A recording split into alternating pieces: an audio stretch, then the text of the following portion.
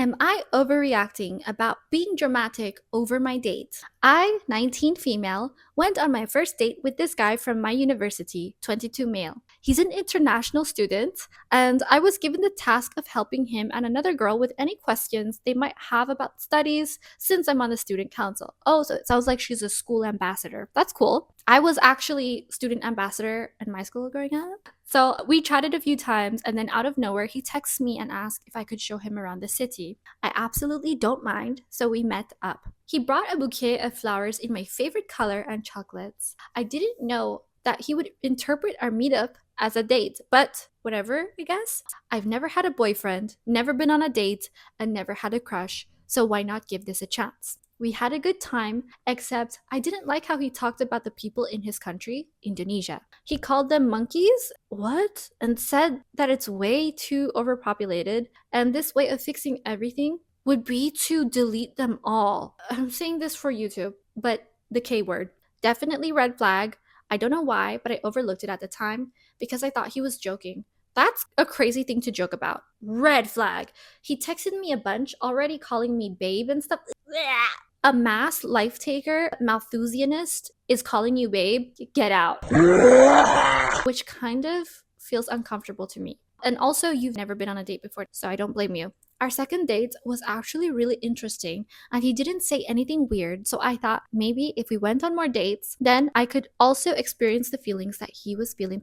I don't know, it sounds weird saying that out loud. No, you can grow on people, or people can grow on you. Then, on our third date, he brings up my dad's and grandpa's jobs. He said that he looked up the names. I live in a country where our middle name is our dad's name. What he did was search my middle name combined with my last name, and since my dad and grandpa had the same names, he found both of them. My grandpa has a really good job, and this date brought up my grandpa's financial situation. I don't know, it feels weird. You're not wrong. Plus, even if I would do that, I wouldn't tell my date. But what I really didn't like was when he started talking about Hitler. He said that he used to idolize him. He was known as an NZ kid around his school. He did salutes and he did salutes and told a university interviewer that he loved them. He swore that he doesn't think that way anymore, but I don't know. Another thing, I feel sick. Another thing I don't like is that he's always joking that since I don't answer his texts all the time, I must be with another guy. Oh, he's crazy and insecure. Also,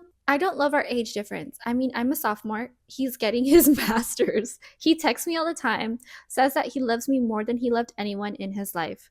Plans our dates, love letters, brings flowers, and so much more. I honestly don't think I'll fall in love with him. It sounds like he's living in a fantasy world. And I think the best thing to do is to tell him I'm not interested.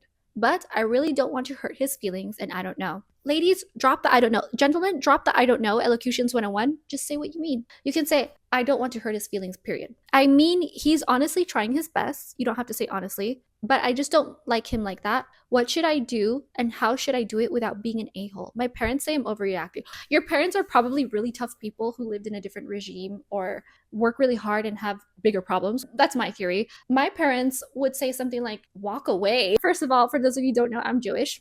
Very proud to be religious. I'm proud to believe in God. And I'm also proud to know people who don't and love people who don't. I welcome absolutely everyone.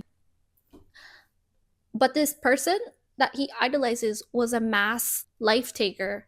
I don't think it's good to idolize someone who actively, constantly wanted to erase people. He wrote manifestos about it, and this person sounds like he's living in a fantasy life because he's thinking about you all the time. He's doing the things men do, obsessing over someone. There's a very thin line. He sounds obsessive and possessive. He's jealous when you don't text him right away because he thinks you're with another guy when you literally have not dated before, have never had a crush before, and didn't even know that this guy was interested in you that way until you showed up on what you thought was just a meetup, was friends showing you around town. That is fabulous, especially in a new place, making you feel comfortable, making you feel welcome. I think he's leaning on you for a lot. It sounds like you're in another country also by the way that you speak English. He doesn't sound like a safe person. Are you in a position where you would be able to safely distance yourself? For example, you told him you'd just like to be friends and he didn't take it well. He's very much love bombing you while showing you some scary sides. Yes, he has some really odd traits. If you don't feel the same way right away, I think it's really good to have the attraction in the beginning. when you have that natural first impression attraction, it will take you very far. It fuels the relationship. It's not everything, but when you have that, it's a powerful tell into what you're willing to put up with. It takes time for you to figure out what you will and will not tolerate with this person. But the longer you drag this out, it's going to get worse. If you don't feel he needs to know ASAP, my personal opinion, make sure you do it in a public place so that you're safe, that he doesn't follow you. You never know what's going to set some people off. Be safe about it. You're being love bombed by a racist. I third the run. This guy is psycho. They liked Hitler in the past was enough to me. That is huge. The red flag was that you didn't know it was a date and he showed up with flowers. I think that's actually a pleasant surprise, but they're always writing letters to you. And someone who would write love letters to me that were like this constantly was someone who ended up hurting me, and I'm trying to legally run away from this person, get another restraining order, literally multiple restraining orders across different states. Last time this happened to me was because someone is thinking of, oh, what's their idea to make her think that she can fall in love with me or I'm in love with her. It's always the creepy manifesto people or serial life takers, if you understand my drift, who write long, weird letters like this. Because real guys who have a lot of feelings and think about you a lot will just show up, and they're about more action if they really love you. They'll just show up, they'll get to know you, and they don't talk too much. As a matter of fact, the good guys, we wish they talked a little bit more because they're so action oriented. If you ask how their day was, it was good. That's it. If you let me know in the comments below if you've experienced this. But good, healthy guys don't voice all their fantasies like this, especially when they're so dark and then so weird. They're not healthy. I don't think it's healthy for anybody to fantasize about a relationship like this. Guys will do that, but they'll just think, oh, I wonder what life would be like if we did this together.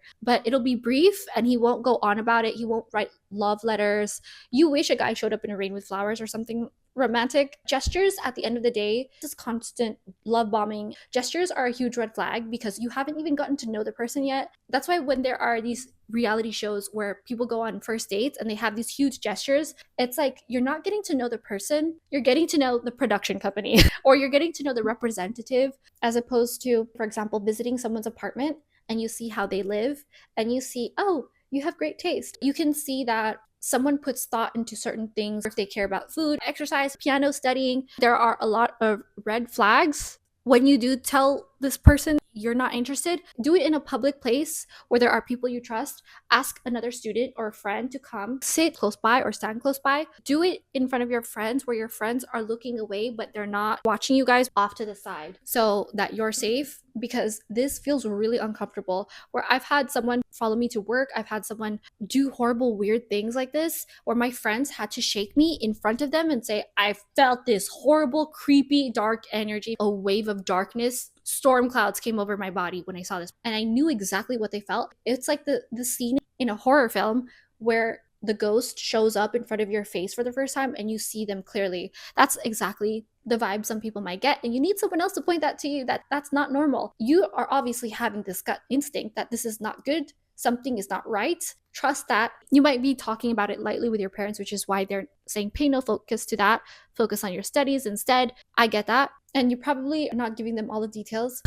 I hope you're okay, and I'm not saying this to be funny, to be light. I think that genuinely be careful, because I remember my boss, when someone was trying to hurt me and doing weird things like this and idolizing weird things, my boss sat me down and had a meeting with me, just like a 5-minute talk, saying, you know what happens after domestic hurt happens? That person, when you escape, they're 85% about to commit deletion. Just because you're the one person who probably showed him compassion in a foreign place, he probably feels safe with you, can drop his guard. A lot of weirdos confuse friendliness for flirting. That's not your fault. You're a kind person. Your parents raised a lovely person. Your university chose a good person to be an ambassador because you make people feel comfortable in this way.